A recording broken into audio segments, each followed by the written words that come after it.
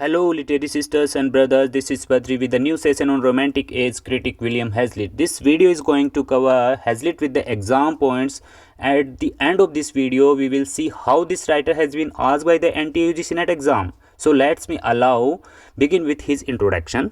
William Hazlitt was born in 1778 and died in 1830. We all know that he was an essayist, journalist, critic, painter, and हम ये सब जानते हैं कि William Hazlitt was famous for humanistic essay and literary criticism. Become acquainted with Coleridge, who introduced him to Wordsworth and later quarreled bitterly with them on politics and criticism. William Hazlitt का एक work है my first acquaintance with the poets. उसमें वो relations अच्छे रखते हैं, अच्छे बताते हैं इसमें कि वर्ड्सवर्थ और कोलरिज की प्रेज भी करते हैं, बट बाद में वर्ड्सवर्थ एंड कोलरिज के व्यू चेंज होने की वजह से इनके रिलेशनशिप में बीटरनेस आ जाती है. William Hazlitt supported to the French revolution. French revolution का विलियम हैजलिट ने सपोर्ट किया है. He also admire to Napoleon Bonaparte discriminately. Napoleon Bonaparte को विलियम हैजलिट ने एडमायर किया है. विलियम हैजलिट की जो अर्लियर जो राइटिंग थी वो फिलोसॉफी, पॉलिटिक्स और लैंग्वेज के ऊपर बेस्ड थी. William Hazlitt become theoretical critic for the morning chronicles. Morning Chronicle यहाँ पे न्यूज़पेपर का नाम है और उन्होंने एज ए रिपोर्टर यहाँ पे जॉब करना स्टार्ट कर दिया था. So remember the point. अभी इनका कंट्रीब्यूशन क्या क्या रहता है, अपने एसेज कौन कौन से पीरियोडिकल्स में उन्होंने पब्लिश करवाए हैं, लेट्स सी. तो पहला जो है एग्जामिनर है periodical which was founded by Hunt, और यह कब पब्लिश होना स्टार्ट हुआ था, 1808 में एग्जामिनर. इसमें टोटल 52 एसेज हैं, 40 बाई हैजलिट, 12 बाई हंट. इसी में विलियम हैजलिट ने वर्ड्सवर्थ की एक पोम है एक्सक्यूर्सन, उसके ऊपर अपने क्रिटिकल कमेंट्स दिए हैं. इनका जो नेक्स्ट कंट्रीब्यूशन है विलियम हैजलिट का वो द क्वार्टरली एडिनबर्ग रिव्यू में दिया गया है, जो 1825 में पब्लिश होना स्टार्ट हुई थी. अभी एक अलग नोट है ब्लैकवुड मैगजीन. ब्लैकवुड मैगजीन जो 1817 से स्टार्ट होती है. ब्लैकवुड मैगजीन में अटैक किया गया है कीट्स के ऊपर, हैजलिट के ऊपर और लेहंट के ऊपर, और इनको क्या कहा गया है, कोकनी स्कूल ऑफ पोइट्स कहा है. और स्पेशली जॉन विल्सन कोकर ने इन्होंने कीट्स को, हैजलिट को, लेहंट को क्रिटिसाइज़ किया है. इवन कीट्स को तो यहाँ तक बोल दिया कि आप पोइट्री वोट्री आपके बस की बात नहीं है, आप तो सिर्फ पैथेगरी का काम करिए, एज जैसे डॉक्टर जो काम करता है पट्टी वट्टी लगाने का, तो वहाँ काम करिए. तो इस तरह से बैडली क्रिटिसाइज़ किया है यहाँ के, स्पेशली उनकी एंडीमियन पोएम को लेके. Important point let's see. Hazlitt criticise to Shakespeare. Coriolanus is in a favour of nobles. तो हैजलिट ने क्रिटिसाइज़ किया है शेक्सपियर को, और स्पेशली जो कॉर्नलियस वर्क है तो उन्होंने ये बताया कि ये सिर्फ और सिर्फ नोबल के फेवर में लिखा गया है. He also criticise P B. Shelley in 1880 titled lecture on the English poet. English poets, सिर्फ टाइटल याद रखना है, lecture on the English poets, written by William Hazlitt. और इन्होंने इस वर्क में इन्होंने पी.बी. शेली के ऊपर अटैक किया है. अभी नेक्स्ट 2 इंपॉर्टेंट पॉइंट आएंगे. हैजलिट कोलरिज के बारे में क्या कहा है, let's see. Hazlitt says the only person I ever know who answer to the idea of a man of genius. It means geniusness, इनके जीनियसनेस काफ़ी हावी थी हैजलिट के ऊपर कोलरिज की. तो यहाँ जीनियसनेस को लेके हैजलिट ने कमेंट किया है. It means he admire to the Coleridge. About lyrical ballad of William Wordsworth, Hazlitt felt the sense of a new style and a new spirit in poetry came over me. It means Hazlitt was influenced by Wordsworth's new style and new spirit. New style और new spirit का यहाँ पे मतलब है कि उन्होंने new type की poetry लिखना स्टार्ट कर दिया था, लिरिकल बैलेट्स, क्योंकि उसमें जो भी लैंग्वेज यूज़ की गई थी तो उसमें ये एडवोकेट किया गया था कि जो पोइट्री की जो लैंग्वेज है वो लैंग्वेज ऑफ मैन होना चाहिए. ये वर्ड्सवर्थ का व्यू था, और इसी तरह ये इन्फ्लुएंस हैजलिट को भी किया है. Hazlitt dislike the allegorical form of Spenser. Edmund Spenser ने जो एलिगरिकल फॉर्म लगाई है, स्पेशली जैसे फेरी क्वीन हम देखते हैं, उसमें ग्लोरिना नाम का जो कैरेक्टर है वो प्राइड एंड ग्लोरी है, इंग्लैंड को दिखाया गया है. और स्पेशली ग्लोरिना वहाँ पे क्वीन एलिजाबेथ को रेफ़र किया गया है.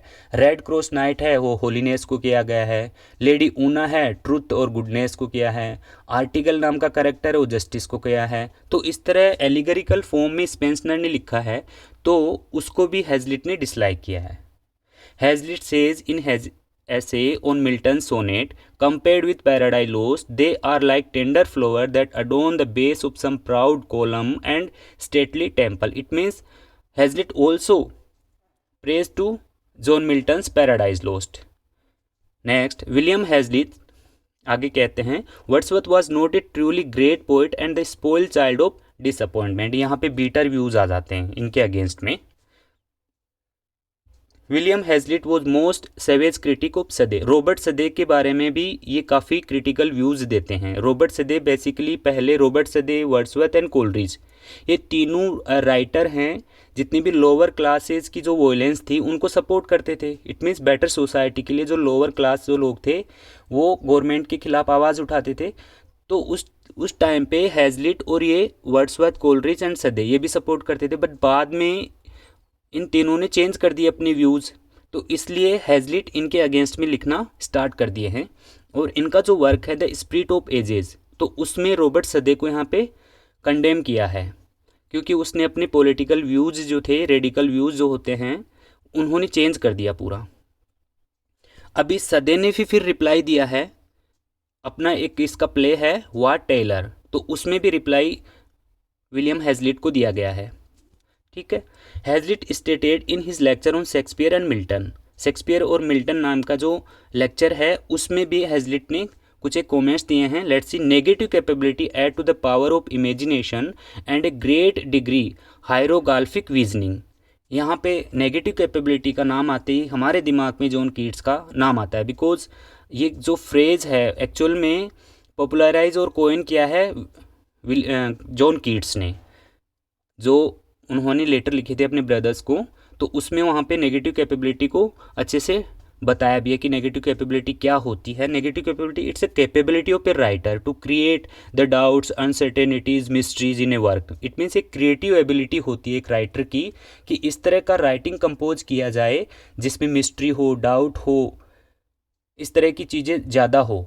और वो जब चीज़ें रीडर पढ़ता है तो वो कोई भी सॉल्यूशन नहीं निकाल पाता वहाँ से कि एक्चुअल में इनका एग्जिस्टेंस कैसे, ये मिस्ट्री कैसे क्रिएट हुई है, घोस्ट दिखाया गया तो कैसे हुआ है. जैसे हम हैरी पॉटर देखते हैं जेके रोलिंग का, तो उसमें वहाँ पे मैजिक दिखाया जाता है, घोस्ट दिखाए जाते हैं, हमें उनके ओरिजिन का पता नहीं रहता, उनके एग्जिस्टेंस का पता नहीं होता.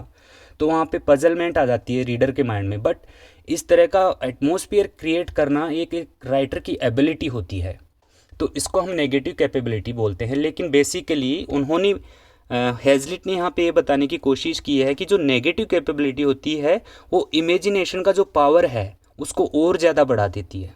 और यहाँ पे मैंने लिखा है डिग्री हाइग्रोग्राफिक विजनिंग. यहाँ डिग्री हाइग्रोग्राफिक विजनिंग का मतलब, हाइग्रोग्राफिक क्या होता है, किसी भी दीवार या वॉल के ऊपर ना पिक्चर्स डाल दें, सिंबल्स डाल दें, तो उन सिंबल से हमें अल्फ़ाबेट का भी पता लगता है, उसके पीछे हिडन मीनिंग का भी पता लगता है. एक्चुअल में ये एंशियंट राइटिंग स्टाइल हुआ करती थी. पिक्चर्स छाप देना वहाँ पे या इनग्रेव कर देना किसी भी वॉल या स्टोन के ऊपर, वहाँ से फिर हिडन मीनिंग पता लगता है. तो इस तरह का उन्होंने प्रेज किया है स्पेशली मिल्टन और शेक्सपियर के ऊपर. तो नेगेटिव कैपेबिलिटी को यहाँ पे बताया कि पावर ऑफ इमेजिनेशन है, ये बढ़ाती है. बट नेगेटिव कैपेबिलिटी के लिए हमें जॉन कीट्स को याद रखना चाहिए. इनके मेजर वर्क्स कौन से हैं? Only we have to remember the titles. The English comic writer, the round table, collection of essays. William Hazlitt and Leigh Hunt दोनों ने ये ऐसे लिखा है round table, remember the thing. Dramatic lecture of the age of Elizabeth, table talk और original essays man and manners. My first acquaintance with the poets, इसमें ही Coleridge और Wordsworth का जिक्र किया गया है. और हैजलिट ने कोलरिज के जो जीनियसनेस है उसका प्रेज किया है, उसकी एडमायर किया है. और वर्ड्सवर्थ को यहाँ पे डॉन किहोटो बोलते हैं. डॉन किहोटो उन्होंने एक फ़नी डायलॉग के रूप में इन्होंने यहाँ पे बोला है. एक्चुअल में डॉन किहोटो एक वर्क है माइकल सर्वेंटिस का, तो उन्होंने ये वर्क लिखा था और उसमें वो इम्प्रैक्टिकल बंदा होता है एक्चुअल में तो डॉन किहोटो, बट यहाँ पे इन्होंने एज ए फ़नी रूप में यूज़ किया है वर्ड्सवर्थ के लिए विलियम हैजलिट ने डॉन किहोटो बोल के. इनका नेक्स्ट वर्क है the spirit of age and contemporary portraits which was publish in 1825. अब स्पिरिट ऑफ एज में जितने भी इनके कंटेम्प्रेरी राइटर्स थे तो उनके बारे में इन्होंने मेरिट और डिमेरिट्स लिखे हैं, जिसमें गॉडविन है, कोलरिज है, वर्ड्सवर्थ है, बायरन है, लैम्बहैंड एंड स्कॉट है। The annal of parish lecture chiefly on the dramatic literature of the age of Elizabeth. Next है the plain speaker political essay specially जो पुअर की जो कंडीशंस थी उनको एडवोकेट करता है William Hazlitt. Biography of Napoleon, character of Shakespeare's play, इसमें total 32 chapters हैं और इस चैप्टर में विलियम हैजलिट ने 35 play of Shakespeare are genuine हैं, उन्होंने 35 नंबर भी बता रखे हैं। इन्हीं में एक ऐसे मिलता है it is we who are Hamlet, all are the important points. मैंने जो रेड कर रखे हैं वो सारे इंपॉर्टेंट हैं एग्जाम पॉइंट ऑफ व्यू के हिसाब से। The plain speaker, the character of Shakespeare's play, it is we who are Hamlet. The Shakespeare's female characters, यहाँ पे फिर एक इम्पोर्टेंट ऐसे आता है इनका Indian jugglers. Indian juggler basically table talk में अपीयर होता है। एक्चुअल में जगलर कौन होता है, जैसे जो बाजीगर होते हैं इंडियन बाजीगर, जो रोप के ऊपर भी सिंगल चल जाते हैं, अपनी मास्टरी दिखाते हैं स्किल की। तो यहाँ पे ये हैजलिट वहाँ से उनसे इन्फ्लुएंस होके उनकी तारीफ करी है, एडमिरेशन करी है।